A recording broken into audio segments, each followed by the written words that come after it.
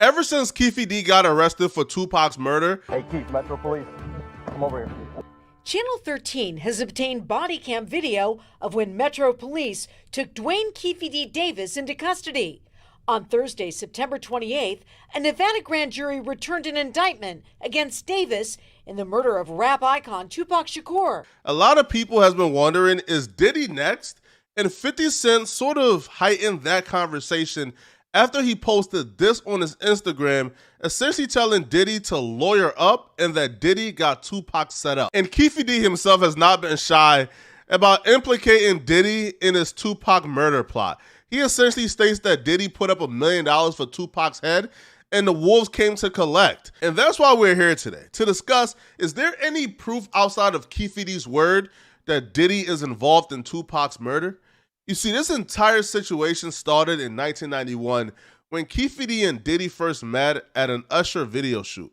I met him back in like 91. He was doing an Usher video. Can I Get With You? That was Usher's very first song. And they called my hydraulic place and asked to use some lowriders. So I let them use my phone. We took the car up there. Usher danced all on the hood, on the window door. So it was a big old dent in it and shit. And from that point forward, they built a relationship, and Keefe D and Diddy Man Zip were really cool. So it was a no-brainer for Diddy when Bad Boys was gearing up to do shows in LA that he called Keefe D for protection. He just called me and Zip was rolling up Greenleaf one night. He called and asked, you think it's safe to come out here to do our concerts? And I just said, man, give me like 50 tickets to each concert, and we'll be out there with you. We'll go with you. We went to the concert in San Diego, went to the concert in Anaheim, Irvine Meadows, and the one in Las Vegas with them. Yeah. A pivotal moment that cultivated Diddy's desire to get Suge Knight and Tupac killed came in 1995 in Atlanta. A few weeks later, September of 1995, Suge Knight and Puffy Combs wind up at the same nightclub in Atlanta, where confrontation breaks out between their two entourages. As Suge is trying to leave, his close friend and bodyguard, Jake Robles, is shot and ultimately dies. Jermaine Dupri will later confirm on Drinks Champs that he actually witnessed everything go down, that he was at the party and seeing how everything unfold. Now, Jermaine Dupri would say that he witnessed Diddy's personal security guard, Wolf, fire the shots. Anyway, they had like their little words, right? And they went outside, and they were in the middle of the street. They were in the middle with Puff and Suge? middle of the street, Puff and Suge. Wow. Outside in Atlanta. This is at your party? Yeah. Is it a calm conversation or they? No, it's not a calm conversation. Okay. But not just them. It's a very hostile conversation. Okay. And their cruise is Ain't no crew. I mean, Suge wow. has got one person. Oh. Puff got a crew. Oh. Suge got one dude with him. Okay. Right? Okay. And all I know is Puff started drinking his champagne while they was talking, and I guess somebody must have said something to him. Mm-hmm. And next thing I know, Wolf, rest in peace, he let off a shot and let off a couple of shots, and Suge Man got killed right there. Wow. In Atlanta. Wow. That was the beginning of that whole shit. Even though Diddy didn't pull the trigger himself, Suge will still hold Diddy accountable for his friend, employee, and security guard dying. Suge blames the shooting on Puffy and his bodyguard, Anthony Wolf Jones. Suge was seeing red. At this point, Suge wanted Diddy dead. He blamed Diddy for his man's dying, and he wanted Diddy to pay the price for it.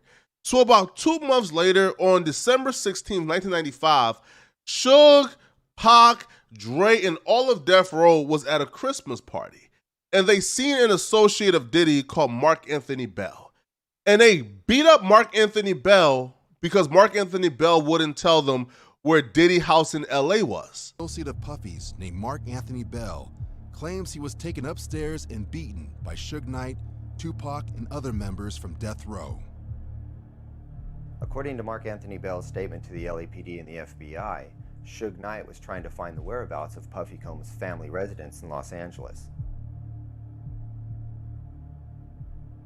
As a result of this incident, it's clear now that Suge Knight is going directly after Puffy. Diddy ain't give a damn about Mark Anthony Bell getting beat up by Pac, Dre, Suge, and other members of Death Row. Diddy was concerned and worried about Suge actively looking for his home address and the address of his family members and associates. Diddy knew that Suge wasn't playing no games, that Suge was a demon. And if Suge wanted blood, he's gonna get blood. So at this point, Diddy is panicking. So he solicited the help from Keefe D and other goons in LA that could handle the Suge problem for him. We were all at a show, and Keefe D and some of Puffy's people, a bunch of Southside Crips, were all at this hotel. And that's when, according to Keefe D, Puffy makes this kind of announcement that, that he needs some help in this situation, and kind of one thing led to another. Tagging along, being part of the Bad Boy crew as they came to LA, because Puffy knew he already had friction with Suge. This was his territory, this was his backyard, and so he had aligned himself with these Crips because they had they were kind of the natural enemies of Suge Knight and people from Death Row.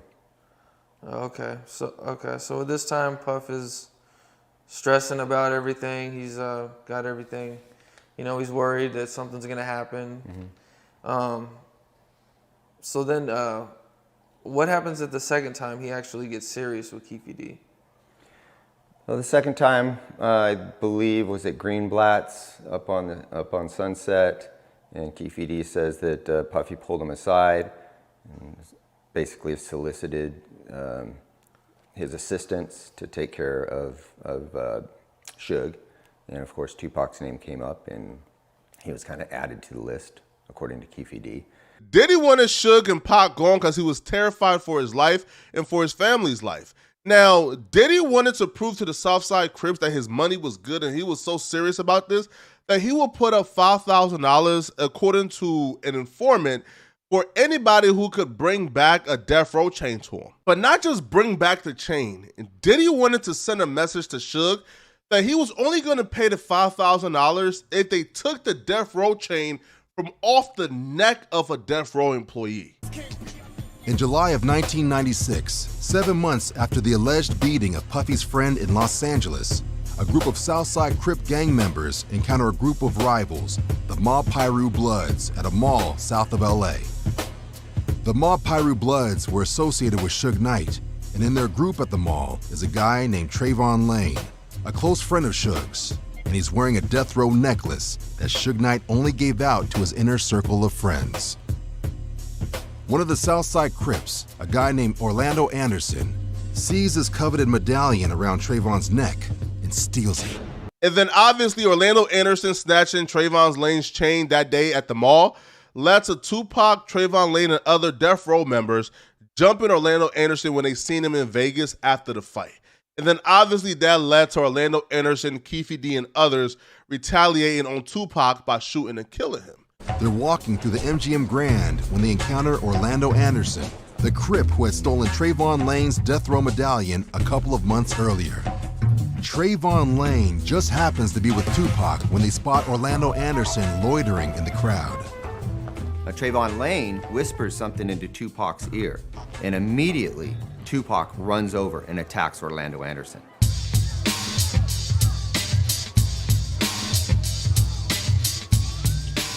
The rest of the entourage jump on. It's now just a big gang assault. If you've watched my videos on this situation, then you already know what's next. Keefe D will find out about his nephew getting jumped by Pac, Suge, and other Death Row members when he was at dinner with Zip, Diddy's associate. And it would be Diddy's associate who tell Keefe D, yo, the money Diddy put up, it's time to collect that. You want some pistols? I got some in the car for you. And he would give Keefe D pistols, and they will arm up and go looking for Pac and ultimately kill Tupac. We went to eat. We was eating. And man, they came and said, he just beat up Lane. And we was in the hotel, and the rest of the MGM and the restaurant. There was a few New Yorkers, though, who was with Zip. Like, man, y'all need some help?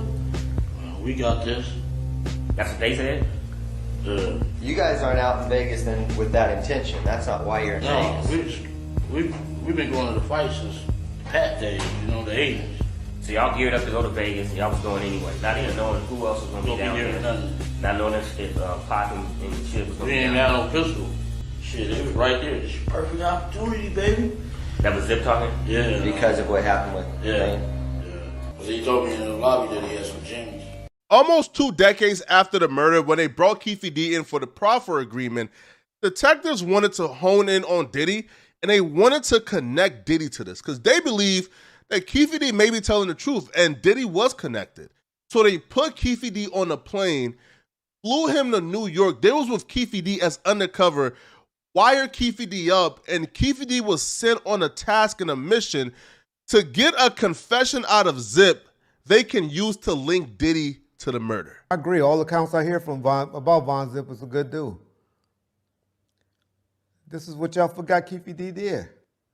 Keefe D got on the airplane with 3 cops that was on the task force that Greg Kadings and them had. He went out to New York, flew from LA with them on the plane, accompanied them, hanging out with them for 3-4 days in the hotel, and was trying to set up Von Zip. So Keefe wanted to go straight to Puffy and try to get, as in his words, get it from the horse's mouth, straight from the horse's mouth. LAPD said, no, because this is 12 years later. No, Puffy's too smart for that. He's not going to just take a meeting from you this time, 12 years later, under all of this heat and pressure you've been under. But let's try to go and meet with Von Zip. Which to me was probably the smartest idea, because if you ain't talked to Puffy in almost 2 decades, and now you're going to Puffy to talk about this murder, he's gonna know what's up, right? So Von Zip is like the street criminal dude who probably ain't the smartest, but who was street savvy, right? So you could probably trick him out the streets. Now the question that Keefe D would try to ask Von Zip had an inkling that Keefe D was onto something, and he answered these questions like a pro. Because Keefe telling him, D-Mac gave the money to Zip. Zip just never turned over the money. Now, this is debatable, whether it was $500,000 or $1 million. I don't know. But Puffy did pay, according to D-Mac. So, Keefe goes, accompanied with an undercover cop, to Von Zip Club to meet up with him. They go a couple of times, left his phone number, and on the second or third time, they saw Ish and Von Zip, Ish is Von Zip's nephew, entering the club that Von Zip owns. They say Zip and Keefe hugged each other like they long-lost brothers. Glad they see each other and everything. So Keefe trying to get Von Zip to tell. He asked him, hey, man, I never got that money with, that D-Mac guy, for the hit on Pac and Suge. I never been paid. Zip went Scooby-Dooby-Doo on him, I guess. Didn't want to talk about it, which was a smart move on his part. This Zip guy was a shrewd operator because apparently after the Tupac murder, Diddy did write a check, right? He did give him the money, but the money never got to Keefe D because they split it up among themselves between D-Mac and Zip. Now, apparently this was credible, right? Them actually getting a check was credible because Gene Deal would confirm that he seen Zip with $1 million check. That Zip tried to say, nah, this is not for Tupac, but they all knew that the $1 million check was for Tupac, but it was being wired and funneled to Zip's business. To be honest to God, I saw the check. But I don't know where the check came from. I just know the person who had the check, and I know what they told us what he got the check for. All right. And that's how I'm going to leave it at that. Just one more thing on that. So you're telling me you saw the check for Biggie's life? I don't know if it was for Biggie's. No. I'm not saying it's for Biggie's. Okay, yeah, because we got to clarify that. I saw the check for Pac's. I guess it was for Pac's life. In the story of Tupac's murder, all hands is pointing back to Diddy. Almost each direction you go, Diddy is somewhat involved in it, and he's entrenched in a storyline in the plot. his right-hand man was caught with $1 million check in the same room as D-Mac. I mean, coincidence? Okay. Maybe, right? Maybe. But that same right-hand man told Keefe D, Diddy got $1 million to kill Tupac and it's time to collect tonight. Coincidence? Hey, maybe. Diddy $5,000 that he put up for a death row chain led to an incident that got Tupac killed. Each way you go, man, Diddy name is on this. Now, even Greg Caden will confirm the story of them taking Keefe D to New York in an attempt to link Diddy to Tupac's murder. But Von Zip luckily saved Diddy because he was too keen and a shrewd operator. Part of our investigative strategy, our next step was to use Keefe D against Zip the same way that we had used Hammond against Keefe D, essentially as an informant, in which we could use Keefe D against Zip and set him up in a sting operation.